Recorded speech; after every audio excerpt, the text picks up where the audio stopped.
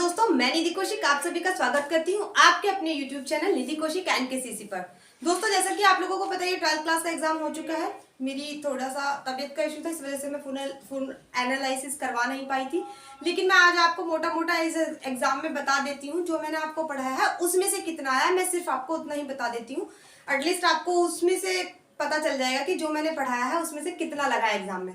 तो मैं वही करा देती हूँ जो आपके एग्जाम में वो आया है, जो मैंने पढ़ाया है। ठीक है दोस्तों, सबसे पहले मैं आपको वेरी शॉर्ट ये जो ऑब्जेक्टिव क्वेश्चंस थे मैं आपको ऑलरेडी फर्स्ट पार्ट में बता चुकी हूँ।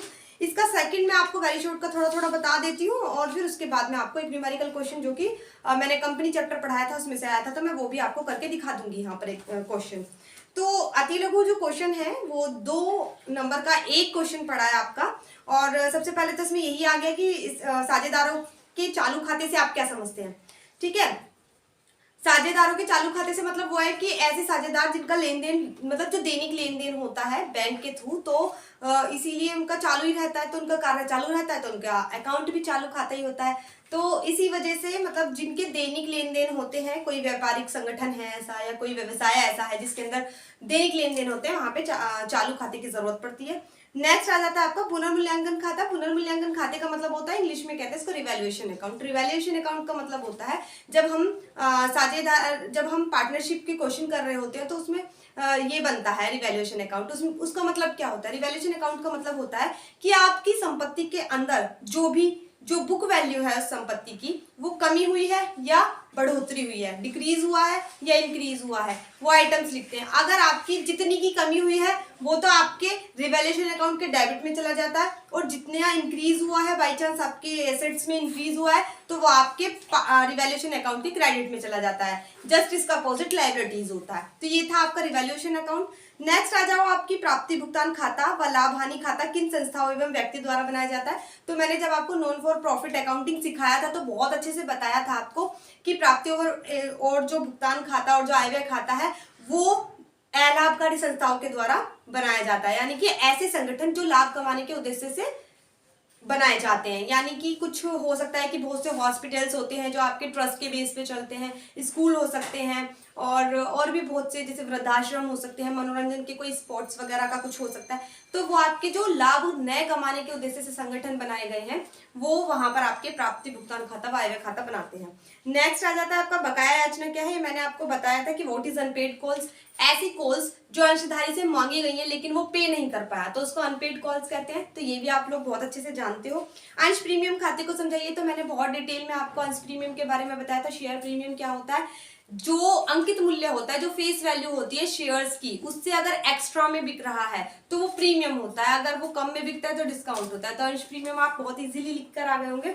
नेक्स्ट आ जाता है आपका ख्याति के मूल्यांकन की वार्षिकी आधार विधि क्या होती है। ख्याति के मूल्यांकन की वार्षिकी आधार विधि का मतलब होता है कि जैसे मान लिया कि आपने क्या होता है कि समय के साथ पैसे की कीमत जो है वो घटती चली जाती है। घटने का मतलब यहाँ पर इस तरीके से समझो कि जैसे जैसे एक बात बताइए, जो वस्तु आपकी 100 रुपए में आ रही है वही वस्तु कुछ टाइम बाद इन फ्यूचर वो थोड़ी महंगी आएगी, तो यानी कि पैसे की वैल्यू घट गई। तो इसी तरीके से क्या करते हैं, कई बार ऐसा होता है ख्याति की एक मुश्त राशि दी जाती है और वो आगे आने वाले समय में जो है एक किस्त के तौर पर मिलती रहती है। तो क्या करते हैं, एक मुश्त राशि यानी कि मान लिया 5 लाख रुपए उन्होंने दे दिए, और आगे जैसे नेक्स्ट ईयर आएगा तो उन्होंने मान लिया कि 1 लाख की एक किस्त टाइप बांध ली और वो आगे नेक्स्ट ईयर्स में दे रहे हैं। एन्युटी मेथड वही होता है जो एक मुश्त राशि देकर के उसको मतलब एक उसका फिक्स्ड अमाउंट जो है कर दिया जाता है और इन फ्यूचर आपको मिलता रहता है। ये एन्युटी होता है, ये एन्युटी का अर्थ था। और वैसे ज्यादातर जब ख्याति मूल्यांकन आप जब बनाते हो, जब ख्याति का लेखा करते हो तो 3 उसके इम्पोर्टेंट होते हैं, जैसे कि एवरेज हो गया, आपका एवरेज वाला गुडविल हो गया, कैपिटलाइजेशन हो गया, सुपर प्रॉफिट मेथड हो गया। तो 3 मेथड बहुत ज्यादा मेन और इम्पोर्टेंट होते हैं।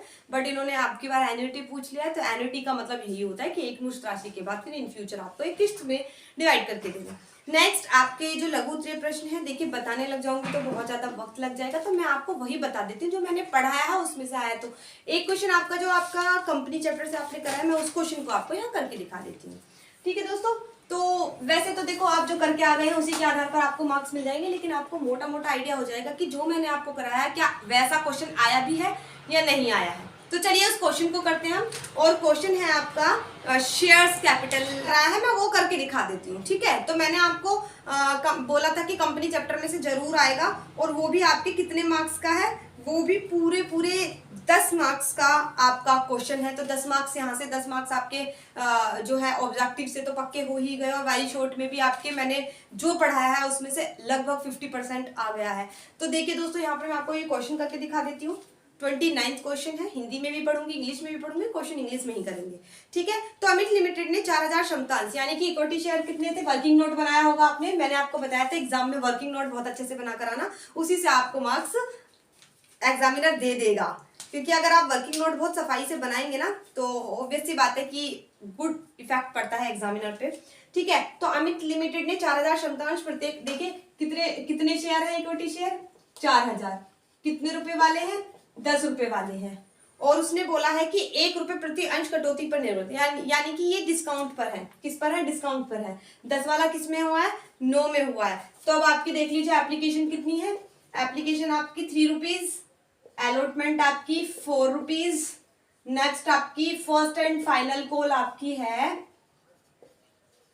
यहाँ पर 2 रुपीज, 3 4 7 8 9, टोटल कितना बैठा 9। अब मैंने आपको बताया था जितने रुपए मतलब जो उसकी फीस, जो उसकी अंकित मूल्य है, उस अंकित मूल्य से यदि कम है तो डिस्काउंट पर है, तो इसका मतलब डिस्काउंट पर है। और इसके अंदर बिल्कुल भी नहीं बता के रखा है कि डिस्काउंट किस पर है। और ये चीज मैंने आपको शेयर, जब मैं डिस्काउंट वाला क्वेश्चन कराया था तो मैंने बहुत डिटेल में बहुत अच्छे से बताया था कि जब कभी आपको मेंशन ना करके रखे कि प्रीमियम या डिस्काउंट किस पर है, तो किस पर होता है, अलॉटमेंट पर होता है। यानी कि +1 डिस्काउंट किस पर है, अलॉटमेंट पर है, ठीक है। नेक्स्ट आता है 4000 क्षमता अंशों पर आवेदन और आवंटन राशि तो हो गई प्राप्त, लेकिन जब फर्स्ट और फाइनल कॉल की बारी आई तो अंशधारी छोड़कर चला गया, कौन सा, 200 अंश वाला। यानी कि 200 अंशों का क्या हो गया भाई, कॉल्स इन एरियर, किस पे हुआ है, फाइनल कॉल पे। यहां लिख दो जी कॉल्स इन एरियर, ठीक है दोस्तों, कॉल्स इन एरियर हो गया। यानी कि 200 की गुणा अगर तुम 2 में करोगे तो 400 रुपए आपके हो गए कॉल्स इन एरियर।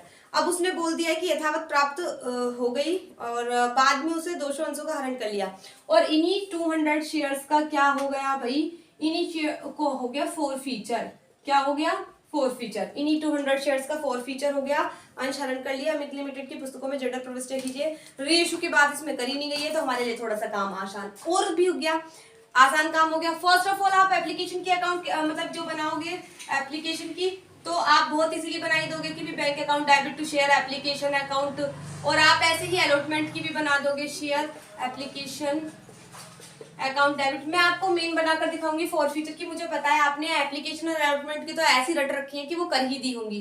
तो इसमें हो जाएगा शेयर कैपिटल अकाउंट। नेक्स्ट आ जाइए आप, ऐसे ही अलॉटमेंट की बनाओगे, शेयर अलॉटमेंट अकाउंट डेबिट। अब आपको पता है कि डिस्काउंट कौन सी साइड आता है, शेयर कैपिटल वाली एंट्री के डेबिट में आता है, कहां आता है, डेबिट में। तो share discount account debit to share capital account, ठीक है दोस्तों। अब इसकी बैंक वाली एंट्री बन जाएगी, bank account debit to share allotment, ठीक है। फिर इसके बाद आती है आपकी हरण करने वाली, तो आपको पता ही है हरण करने वाली एंट्री कैसे बनेगी। हरण करने वाली एंट्री में आपकी देती हूं, आपकी share capital account debit to share, आपकी अनपेड कॉल्स कौन सी है, first and final call, first and final call आपकी अनपेड है, और to share forfeiture account. दोस्तों आपको पता है कि इसमें क्या लिखोगे आप, 4000 की गुणा कर दोगे आप किसके अंदर, 4000 की एप्लीकेशन में करोगे मल्टीप्लाई, 4000 की मल्टीप्लाई होगी कितने में, 3 में, तो 4 3 12,000, कितने आ गए, 12,000 आपके यहाँ आ गए एप्लीकेशन के दोनों एंट्रीज में। और अलॉटमेंट कितने की आपकी, 4 रुपए की, तो 4 की गुणा 4000 की मल्टीप्लाई जब 4 में करोगे तो कितना हो जाएगा, 4 4 16, कितने हो गए, 16,000, कितने हो गए दोस्तों, 16,000। लेकिन आपको यहाँ पे 16,000 पूरे नहीं लिखने हैं, क्यों पूरे नहीं लिखने हैं, क्योंकि अगर आप 4,000 की मल्टीप्लाई डिस्काउंट वाले 1 रुपए में करेंगे, 4,000 की मल्टीप्लाई डिस्काउंट वाले 1 रुपए में करेंगे तो 4 एकम 4,000, 4,000 अगर आपके डिस्काउंट में आ भी गए तो 16,000 में से 4,000 गए तो कितने बचे आपके, 12,000 अलॉटमेंट में बचे। ठीक है दोस्तों, तो आपको अपने आप को जज करने के लिए 2 एंट्रीज पे फोकस करना होगा कि आपने सही करी है या गलत, क्योंकि मुझे पता है आप एप्लीकेशन अच्छे से करी आए होंगे, आप ये बैंक अकाउंट शेयर अलॉटमेंट लिखे आए होंगे, एक डिस्काउंट वाले में कंफ्यूजन होगा, माइनस हुआ था या क्या हुआ था। मैंने वैसे कंफ्यूजन वाली बात तो छोड़ी नहीं थी क्योंकि मैंने बहुत अच्छे से डिटेल में आपको बता रखा है, लेकिन यहाँ पे 16,000 था क्योंकि 4 से 16,000 और आपके 1,000 डिस्काउंट के हो गए, तो कितने हो गए यहाँ पे, टोटली इतना हो गया। ठीक है दोस्तों, अब नेक्स्ट आ जाते हैं अपने जो शेयर कैपिटल कितने की, मैंने आपको बताया शेयर कैपिटल में कितना अमाउंट आता है, उसकी जो अंकित मूल्य है वही इसके अंदर आता है। तो अंकित मूल्य कितना है इसका, अंकित मूल्य है 10, और कौन से शेयर है जो हरण कर लिए गए हैं, वो है 200 शेयर, तो टोटल कितना हो गया 2,000 रुपीज। तो डेबिट में कितना आ गया दोस्तों 2,000 रुपीज, कैसे 2 मल्टीप्लाई, हाँ 10 कितना हो गया 2,000। फर्स्ट और फाइनल कॉल कितने की है, 2 रुपए की। ठीक है, फर्स्ट और फाइनल कॉल कितने रुपए की है, 2 रुपए की है। तो आपके 2 की जब 200 में मल्टीप्लाई करोगे तो कितना हो जाएगा 400, कितना हो जाएगा 400। अब आपको पता ही है यहाँ पर या तो 2,000, क्योंकि 4 फीचर बचा है, या तो 2,000 में से 400 माइनस करके 1,600 कर दो, वरना एक चीज और सिखाई थी मैंने आपको कि 2 मल्टीप्लाई 4 है। ठीक है, 2 मल्टीप्लाई 4 है तो आपने कर दिया 2 मल्टीप्लाई 200 है तो आपने कर दिया यहाँ पे 400, और बचे कितने हैं जो 16, यहाँ पर 1,600 आपका आ जाएगा। 4 फीचर में हो गया आपका क्वेश्चन। तो दोस्तों इतना इजी आपका क्वेश्चन आया था, मैंने आपको कंपनी जब पढ़ाई थी तो उसमें इन डिटेल ही आपको डिस्काउंट बहुत अच्छे से रटवाया था कि कैसे डेबिट में आएगा और कैसे कहाँ पे एंट्री होगी। शेयर कैपिटल वाली में एंट्री होगी, डेबिट में होगा, माइनस करके लिखा जाएगा। 4 फीचर में बताया था आपको, फुल डिटेल बताया था। तो अगर आप ऐसे क्वेश्चन करके आए हैं तो आप समझ सकते हैं कि आपके 10 नंबर पूरे पक्के हैं।